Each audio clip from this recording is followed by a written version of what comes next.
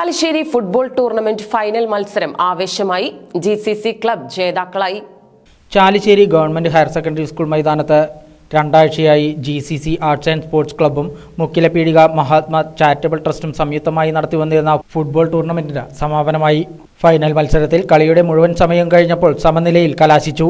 തുടർന്ന് നടന്ന ഷൂട്ടൌട്ടിലൂടെ യുണീക്ക് മുക്കിലപീടികയെ 4-2 പരാജയപ്പെടുത്തി GCC ക്ലബ് ജേതാക്കളായി. Block panchayat vice president PR Kunjunni, panchayat അംഗം Ani Vinu, PTA president PV Rajeesh Kumar, PTA vice president TK Sunilkumar, Mohan Manjeri, Razak Nalakath, Haseeb, Binshad എന്നിവർ ടീം അംഗങ്ങളെ പരിചയപ്പെട്ടു.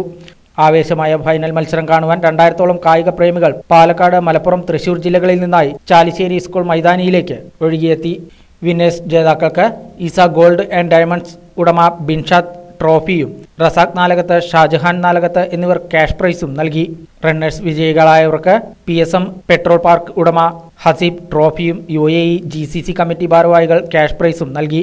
CSI പള്ളി വികാരി father KC John, father Thomas Cheeran, Robert Thampi, Naushad Mukkootta, AM Iqbal, PS Vinu, K Babu Nasar, AKC Johnson, CV Manikandan, Basheer master, സംഘാടക സമിതി ഭാരവാഹികൾ തുടങ്ങിയവരും സന്നിഹിതരായിരുന്നു. ഫാൻസി വെടിക്കെട്ടും ഉണ്ടായിരുന്നു.